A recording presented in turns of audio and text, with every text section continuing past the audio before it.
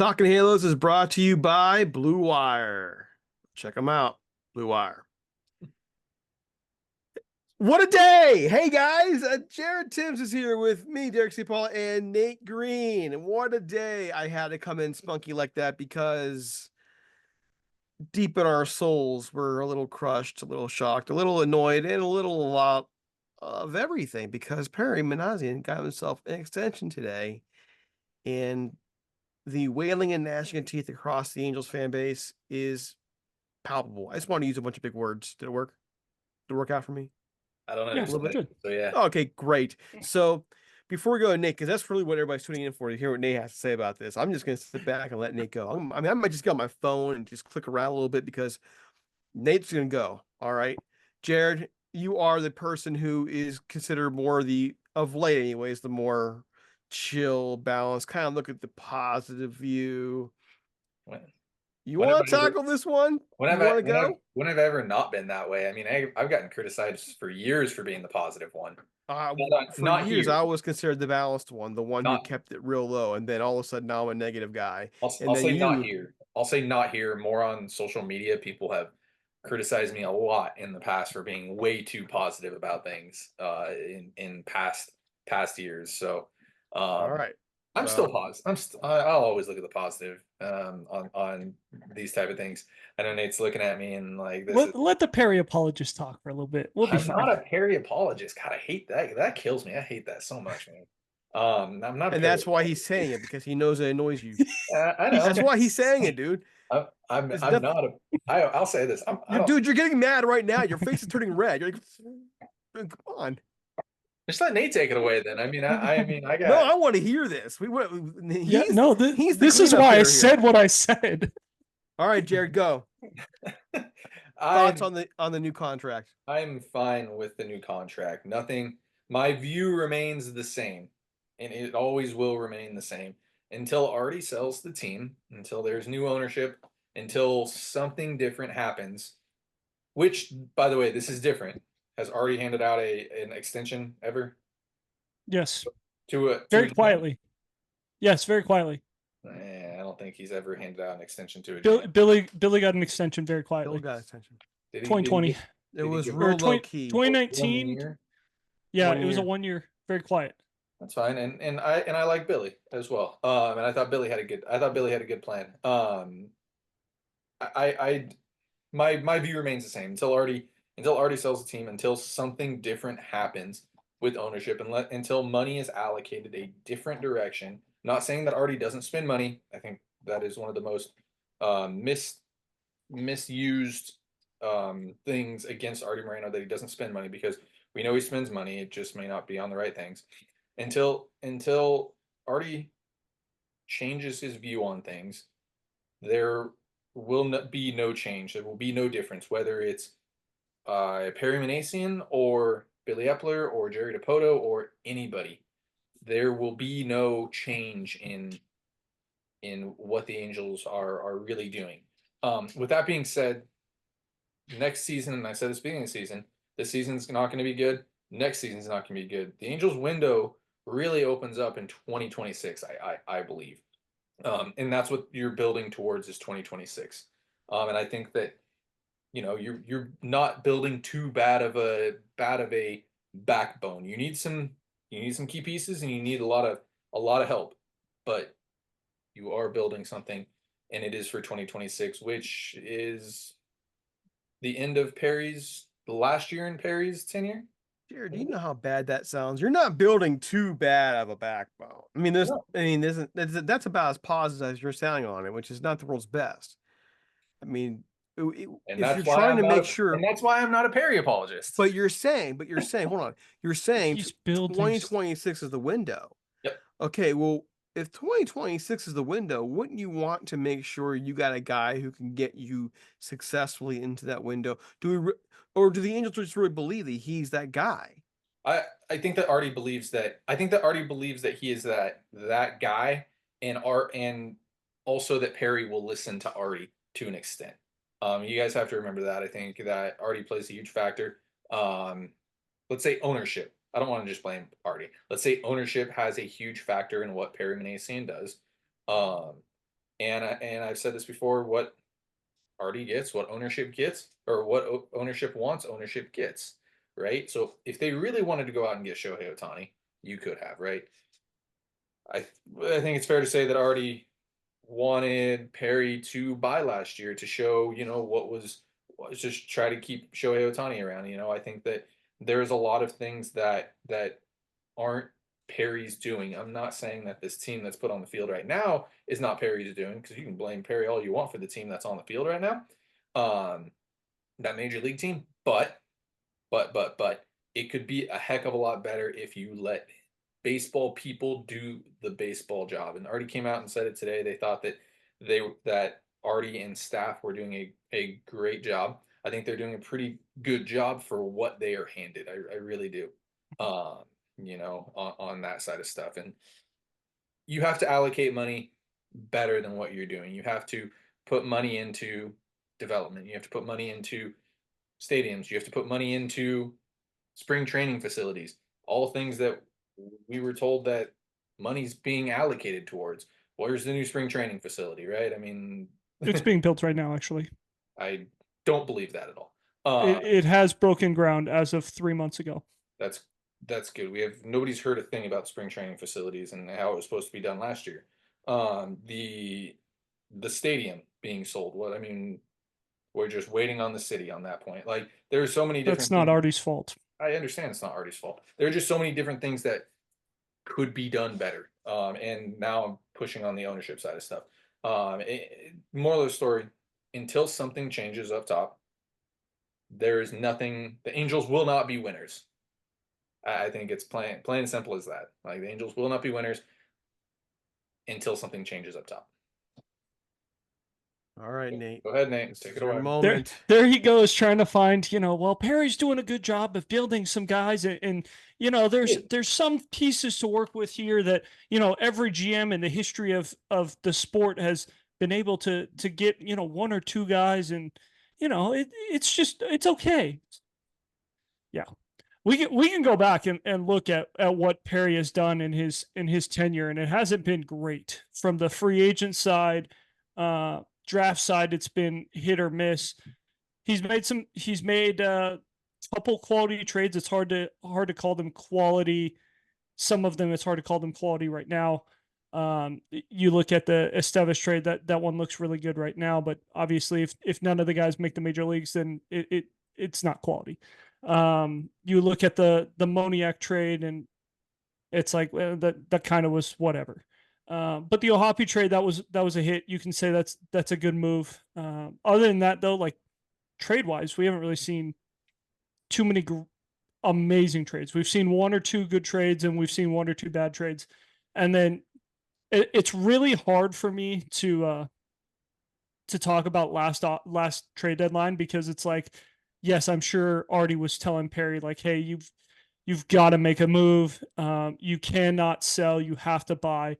But I don't think Artie was in Perry's office saying you have to trade your top 100 prospect and Kai Bush for Lucas Giolito or you're getting fired. Like, I don't think Artie was saying you have to get Lucas Giolito. You have to, like, I think he had freedom in who he could go after, and he missed, and it happens. There's just been a lot of misses,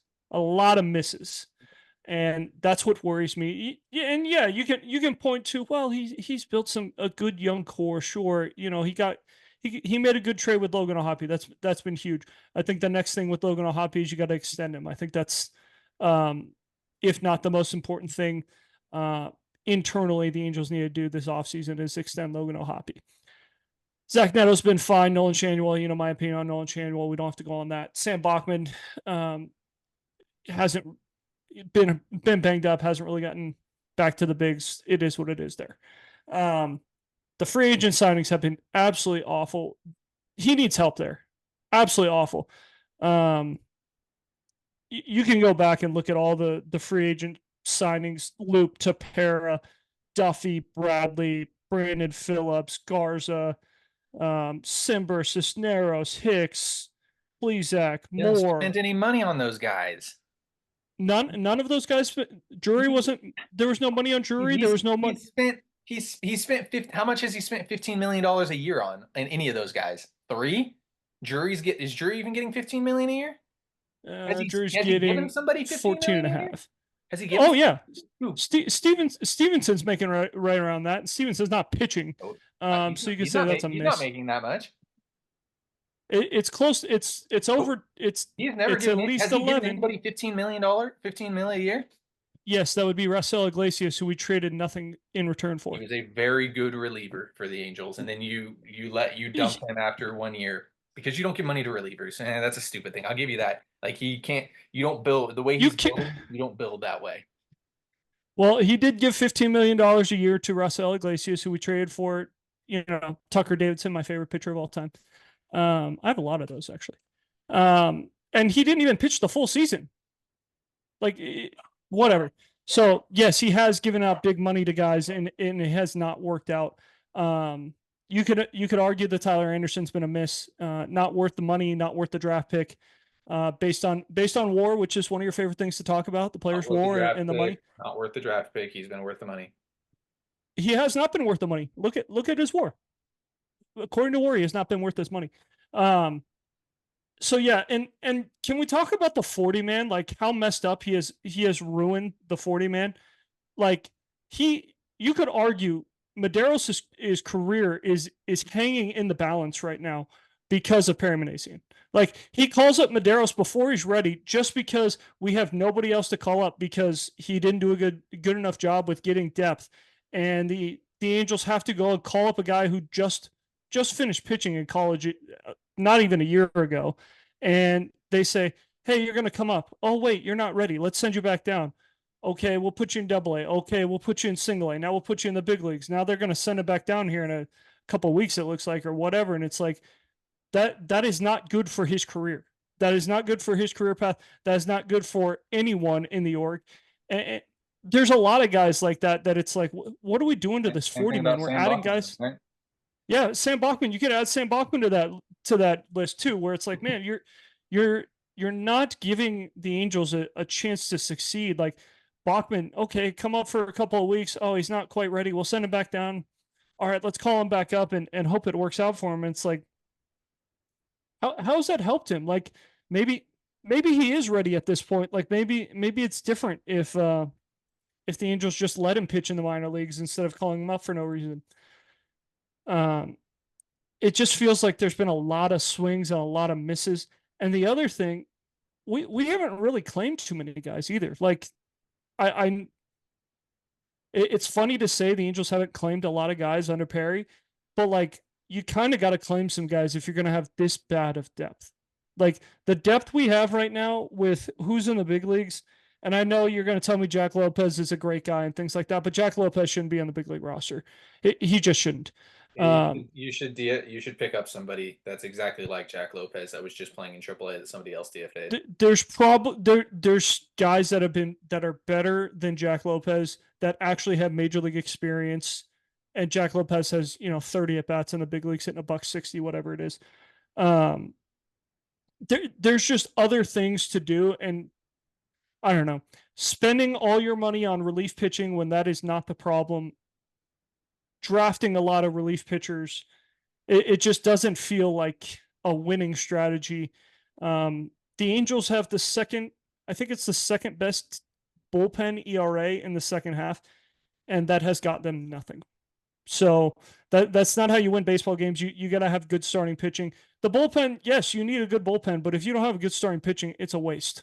And the Angels haven't really seemed to put any resources towards the starting pitching, except for Tyler Anderson, which you could argue that was, even at the time we said sign anybody but Tyler Anderson. I think everyone in this group was saying, please sign anyone but Tyler Anderson. And the Angels said, watch us.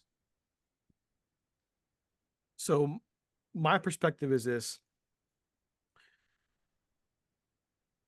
When Billy Epler was in charge, things didn't work out. We know that. But it was pretty easy to tell what he was trying to do. When it comes down to Perry, it's not always easy to tell what he's trying to do. But there was one obvious problem when he took over, and that was the farm system. And they do have a nice young core, but even with that nice young core at the major league level, what was it now? The Angels farm system is second to last in baseball. 29th. Yep. So like when you look at this picture here and you're thinking, okay, the plan, the idea is 26 is your window. Jared, I'm not sure that the window can be 26 when you've got a farm system that is 29th in baseball after the draft and after you basically have pulled your plan, put your plans in motion for the next year already, 2 years. There's no depth, there's no nothing that you can look at beyond that core and say, you know what, I'm really excited about that. I mean, more, I'll give you more. And I think it's the problem. Like the idea was when he came over from Atlanta, that we'd see this change in the farm system into being a productive farm system like Atlanta had. And instead, what we have is a farm system that it's ugly. And to me, that's the number one reason to say, you know what, we gotta find somebody else. It's not that he's done an absolutely horrible job in every aspect of the game, but if you want to win long term in that particular area, it's pretty damning. And that's why this befuddles me that they're gonna keep putting this system in his hands when he has failed miserably at it. It's hard But to miss on free agents and not hit multiple times in the draft, right? Like the teams with a lot of money can cover up their mistakes, but the Angels can't cover up their mistakes. So when you make a mistake, it really hurts the organization. The way that the Angels have done some things, like the Dodgers, if the Dodgers make a mistake, they have pieces where, you know what, we can eat some money, we can call up this kid and this kid will be good, or we have enough in the farm system to, you know, go trade for pieces. Like this year, the Dodgers were supposed to have one of the best pitching rotations in baseball, right? And everyone outside was like, yeah, that it could be, but they also could all be hurt by July. And it just took till August for them all to be hurt. But everyone's hurt. So what do? They take the resources that they have put into the minor league system, they go get Jack Flaherty, and now all of a sudden people are like, oh, the Dodgers, they're going to lose first place, and they go and win eight out of their next 10 and actually extend their lead in the division, which is crazy the way San Diego's playing. That's the difference, is when you miss, you need to have like something to help you out. And the Angels don't have that right now. If they miss, they just miss, and they have to wear that miss for however long that miss causes them. Like the Anthony Rendon miss, which is not Perry's fault. You can't blame Perry for Anthony Rendon. It is what it is. But like they don't have anyone who could play third base right now. There's nobody in the org that you're like, well, you know, he could play third base for 2 or 3 months, or hey, we've got a guy who could play third base and we can actually just cut Anthony Rendon. There's nobody in the org that can do that. And so when you make mistakes like that, there just isn't, it doesn't help. And I think it just makes things a lot more chaotic for the Angels when you're just looking at little details where it's like, oh man, they missed on Aaron Loop. Oh man, they missed on Ryan Tepera. And it's like, well, they don't really have a guy to call up to be a back end guy right now. Mm-hmm. Or, you know, they missed on Brandon Drury. We're still rostering Brandon Drury with a 20 WRC plus August 22nd. Dude's got 20 WRC plus, and we're still rostering him. Why? Because we have no veteran presence, and Wash just said, well, we need veteran presence, but we don't have anybody else who can take the job. You could bring up Christian Moore right now, but, you know, I think that might be good, but there's no veteran presence on this team to help lead some of these young guys, because when you have a lot of young guys and they continue to lose, like Jared and I talked about on Sunday, if you have so many young guys and all they know is losing, it's very hard to teach them how to win. Teaching them to win is very, very, very important in the minor leagues, and calling them up to the major leagues and watching them get their brains beat in for, you know, 4, 5, 6, 7 years, all they're going to know is losing. And it's just not going to help the long-term efforts, like Derek's saying. All right, Jared, coming back to you because you sat back and listened to our thoughts, which are a little contrary to yours. Close us out. Respond, sir. Oh no, you guys just made my point. I appreciate it. Yeah, you got to allocate money into the farm system. It hasn't happened. There's a plan in place. I'm fine with it, and yeah,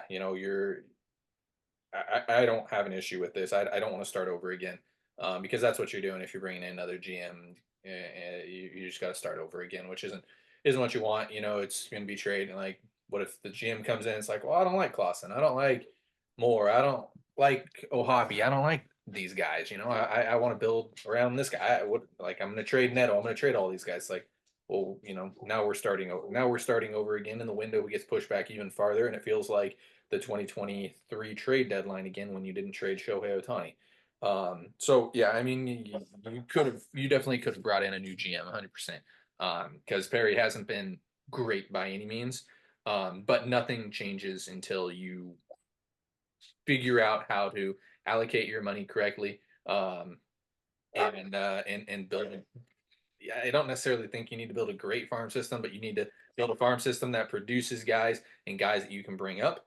And I think that it starts at the top with it. I mean, your GM can only do so much. And we saw that with Jerry, we saw that with Billy, we're seeing that with Perry. We'll continue to see that if you bring in another GM. So I fine with it either way. My thought process remains the same with the Angels GM.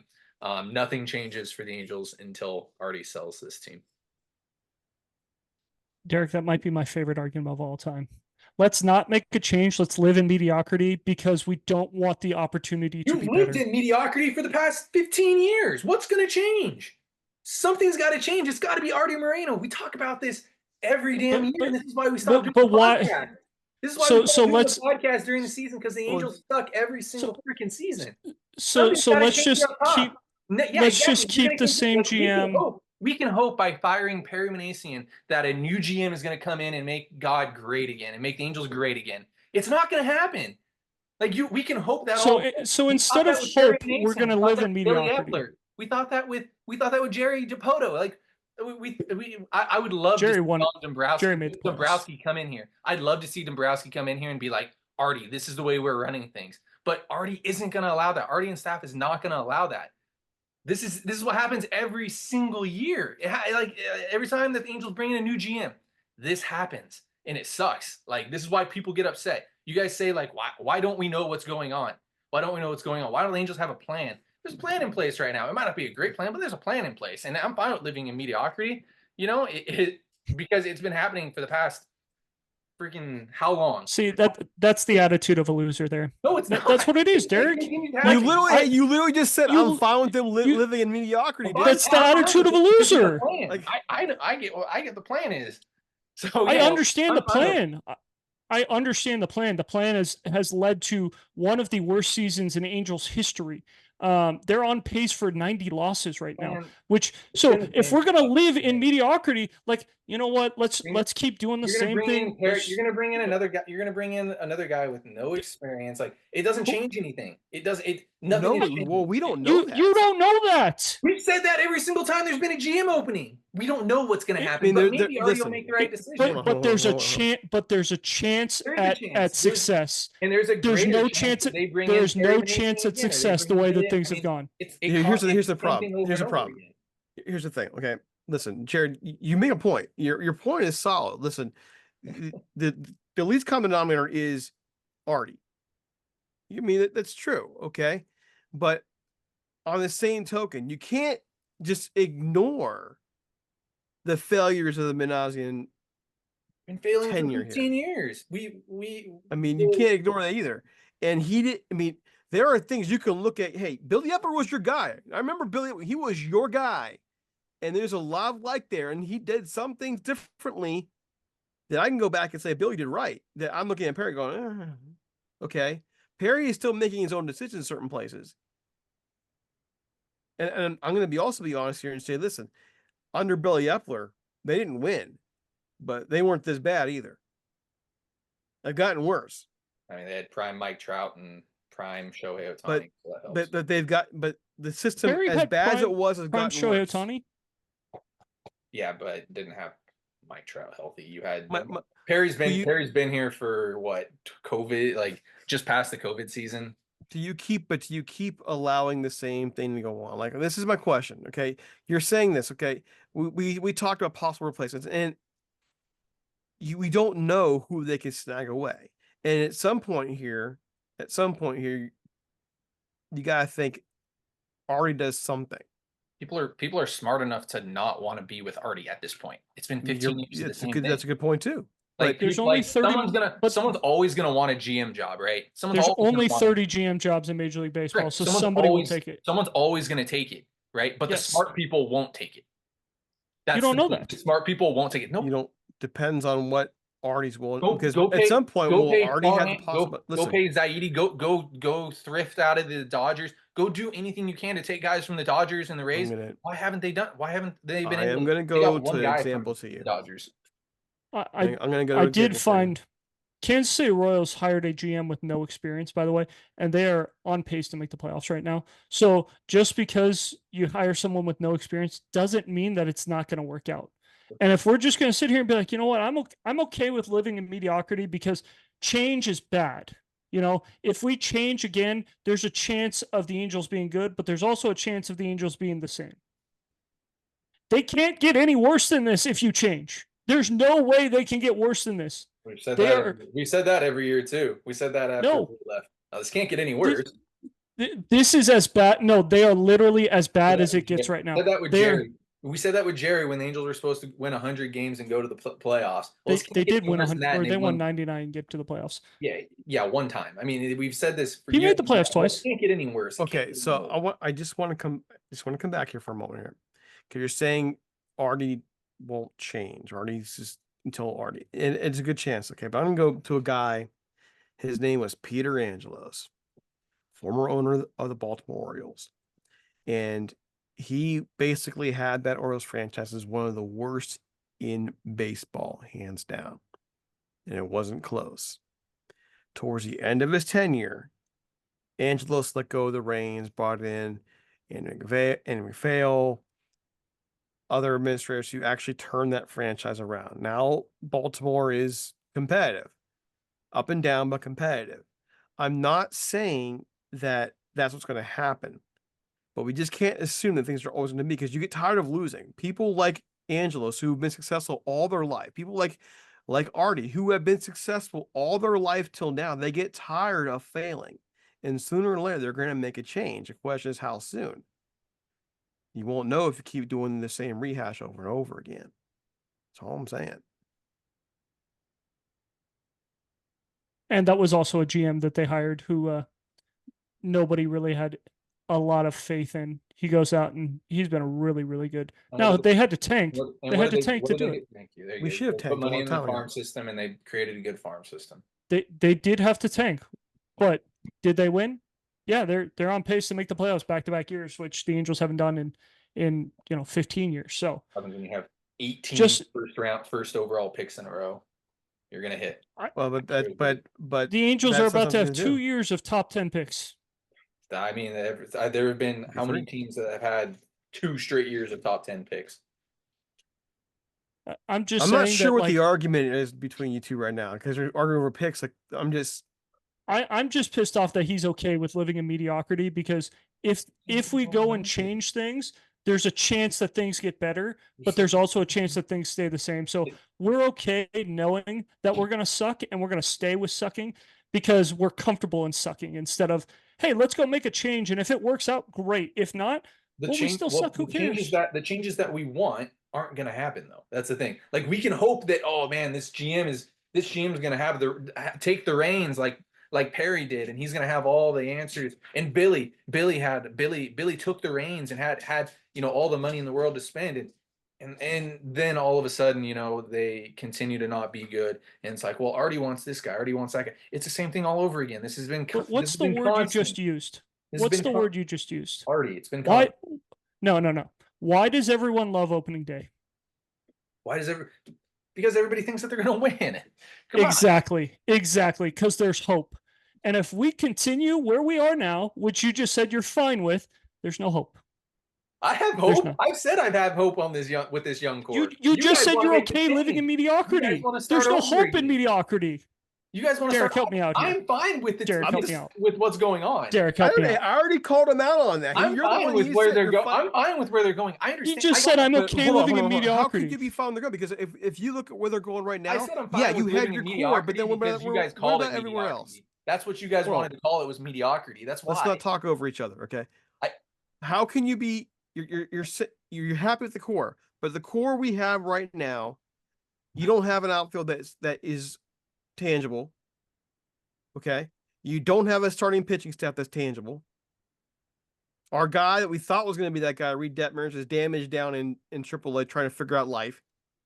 Okay, so where's your core outside of that infield group? There's your core. I'm excited for them. I'm excited for them, but there's so much more work to do, and that's what's not acceptable here. You have no farm system that's tangible. You have no outfield system right now.